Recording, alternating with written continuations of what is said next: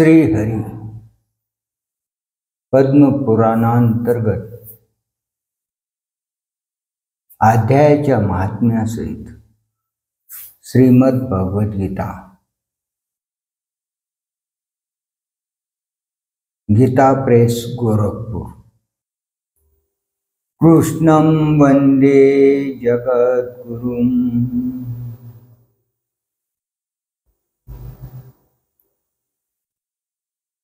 शेषशायी लक्ष्मी नारायण भगवान की जय। माता लक्ष्मी की जय।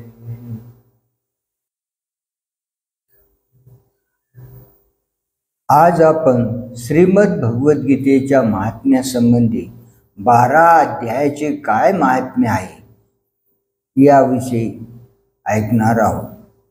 ओम श्री परमात्मने नमः। श्रीमद् भगवद गीता महात्म्य अध्याय 12।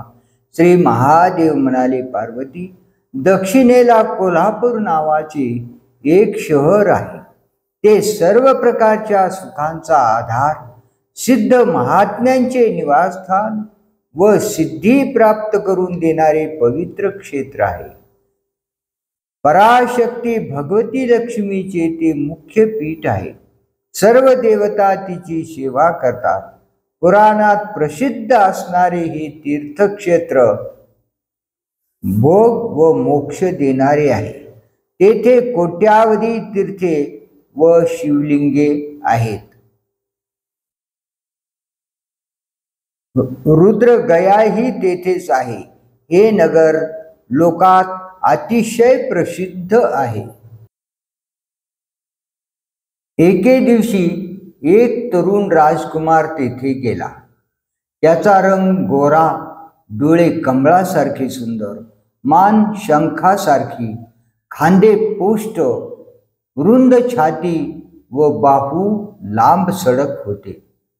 शहरात प्रवेश करताच चौकडे महालांची शोभा पाहत तो महादेवी श्री महालक्ष्मीच्या दर्शनासाठी उत्कंठित होऊन मनकर्णिका तीर्थात स्नानासाठी गेला। स्नान करून त्याने पितृतर्पण केले। नंतर मंदिरात जाऊन महामाया महालक्ष्मीला नमस्कार करून त्याने तिची भक्तिभावाने स्तुती करण्यास आरंभ केला। राजकुमार म्हणाला, जिच्या अंतकरणात अमाप दया आहे, जी सर्व कामना पूर्ण करणारी आहे, तसेच जिच्या केवळ कटाक्षाने साऱ्या जगाची उत्पत्ती, स्थिती व लय होतात, त्या जगन्माता महालक्ष्मीचा जय जयकार असो। ज्या शक्तीच्या साह्याने व आज्ञेने ब्रह्मदेव सृष्टी रचतात, श्री विष्णू जगाचे पालन करतात आणि भगवान रुद्र साऱ्या विश्वाचा संहार करतात, त्या उत्पत्ती स्थिती पालन शक्तीने संपन्न असणाऱ्या भगवती पराशक्तीचे मी भजन करतो। हे कमले, योगी तुझ्या चरणाचे चिंतन करतात। हे कमलालये, तू स्वतःच्या स्वाभाविक सत्तेने आमच्या इंद्रियांना कळणाऱ्या विषयांना जाणतेस। संकल्प विकल्प करणारे मन तूच निर्माण करतेस। इच्छा, ज्ञान व क्रिया या तिन्ही शक्ती ही तुझीच रूपे आहेत। तूच परम ज्ञान स्वरूप आहेस। तुझे स्वरूप कलारहित, निर्मळ, नित्य, निराकार, दोषरहित, अनंत, निर्भय, निराधार व निरामय आहे। हे देवी, तुझ्या महिम्याचे वर्णन कोण करू शकेल? षटचक्रांचे भेदन करून अंतकरणाच्या 12 स्थानात जी विहार करते, अनाहत ध्वनी, बिंदू, नाद, कला ही जिचीच रूपे आहेत, त्या माता महालक्ष्मीला मी नमस्कार करतो। माते, तू आपल्या मुखचंद्रातून प्रकट होणाऱ्या अमृत प्रवाहाला प्रवाहित करतेस. परा पश्यंती मध्यमा वैखरी वाणी तूच आहेस. जगाची रक्षणासाठी तूच अनेक अवतार धारण करतेस. हे अंबिके, तूच ब्राह्मी, वैष्णवी, माहेश्वरी या शक्ती आहेस. वाराही वाराही, महालक्ष्मी, नारसिंही, ऐद्री, कौमारी, चंडिका, लक्ष्मी, सावित्री, चंद्रकला, रोहिणी ही सारी तुझीच रूपे आहेत. भक्तांचे मनोरथ पूर्ण करणारी कल्पलता तूच आहेस. हे परमेश्वरी, माझ्यावर कृपा कर. आज अशी स्तुती केल्यावर प्रसन्न झालेली भगवती महालक्ष्मी प्रत्यक्ष स्वरूप प्रगट होऊन म्हणाली, राजपुत्रा, मी तुझ्यावर प्रसन्न झाले आहे. तुला हवा तो वर माग. राजपुत्र म्हणाला, माते, माझ्या वडिलांनी राजा बृहद्रथ यांनी अश्वमेध यज्ञाला सुरुवात केली होती. दुर्दैवाने ते रोगग्रस्त होऊन मरण पावले. याच वेळी पृथ्वी परिक्रमा करून आलेल्या घोड्याला यज्ञस्तंभाला बांधून ठेवले होते. तो घोडा त्याचे बंधन कापून रातोरात कुठेतरी कोणीतरी पळवून नेला. त्याच्या शोधासाठी मी काही सैनिकांना पाठविले होते, परंतु त्यांना तो न सापडल्याने ते रिकाम्या हाती परत आले. तेव्हा मी ऋत्विजांची अनुज्ञा घेऊन तुला शरण आलो आहे. हे देवी, जर तू माझ्यावर प्रसन्न झाली असेल तर माझ्या यज्ञाचा घोडा मला परत मिळेल असे कर, म्हणजे माझा यज्ञ पूर्ण होईल आणि मी पित्याच्या ऋणातून मुक्त होईल. शरणागतावर दया करणाऱ्या जगज्जननी श्री महालक्ष्मी एवढाच वर मला दे. भगवती श्री महालक्ष्मी म्हणाली, राजकुमार, माझ्या मंदिराच्या दाराशी एक सिद्ध समाधी नावाचा ब्राह्मण आहे. तो माझ्या आज्ञेने तुझे काम पूर्ण करेल.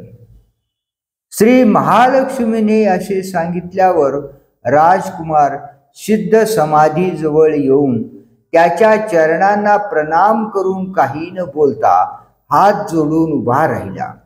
तो ब्राह्मण त्याचे मनोगत ओळखून म्हणाला, तुला जगन्मातेने पाठविले आहे. तिच्या आज्ञेवरून तुझी इच्छा मी पूर्ण करतो. एवढे बोलून त्या मंत्रवेत्या ब्राह्मणाने सर्व देवतांना तेथेच आकर्षून घेतले. सर्व देवता हात जोडून थरथर कापत असलेल्या राजकुमाराला दिसल्या. तेव्हा त्या श्रेष्ठ ब्राह्मणाने सर्व देवतांना आज्ञा केली की, देवांनो, या राजपुत्राच्या अश्वमेध यज्ञाचा घोडा रातोरात इंद्राने चोरून कुठेतरी लपून ठेवला आहे. तो लागली त्याला आणून द्या. ते ऐकताच देवानी यज्ञाचा घोडा आणून दिला व ती मुनीची आज्ञा घेऊन निघून गेले. त्या सिद्ध समाधीने देवांना बोलावून आपला घोडा आणून दिला. हे पाहून राजकुमाराने मुनीच्या चरणांना प्रणाम करून म्हटले, महर्षे, आपले सामर्थ्य अलौकिक आहे. असे काम केवळ आपण करू शकता, दुसरा कोणी नाही. माझी आपल्या चरणापाशी एक विनंती आहे, ती ऐका. माझे वडील बृहद्रथ अश्वमेध यज्ञाला प्रारंभ झाल्यावर रोगाने मरण पावले, परंतु त्यांचे शरीर अजून तापलेल्या तेलात सुकवून तसेच ठेवले आहे. हे श्रेष्ठ साधो, आपण ते परत जिवंत करा. हे ऐकून महामुनी ब्राह्मणाने काहीसे हसून म्हटले, यज्ञ मंडपात जेथे तुझ्या वडिलांना ठेवलेले आहे तेथे आपण जाऊ. असे म्हणून राजकुमारासह यज्ञ मंडपात जाऊन सिद्ध समाधीने बृहद्रथाच्या शवाच्या मस्तकावर गीतेच्या 12व्या अध्यायाच्या जपाने अभिमंत्रित झालेले पाणी शिंपडताच ताबडतोब राजा जिवंत होऊन उठून बसला. त्याने त्या ब्राह्मणाकडे पाहून विचारले, धर्मस्वरूप आपण कोण आहात, तेव्हा राजकुमाराने पहिल्यापासूनची सारी हकीकत सांगितली. आपल्याला जीवदान देणाऱ्या ब्राह्मणाला नमस्कार करून राजाने विचारले, ब्राह्मण, कोणत्या पुण्याने आपल्याला ही अलौकिक शक्ती प्राप्त झाली?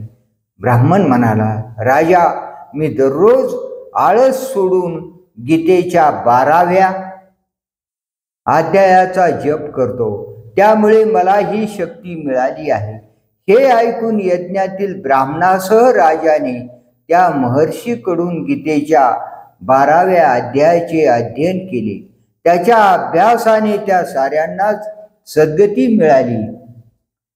इतरही कित्येक जण त्याच्या पाठाने मोक्षाला गेले. आपणही 12व्या अध्यायाचे पठण संथा घेऊन योग्य रीतीने दररोज करावे.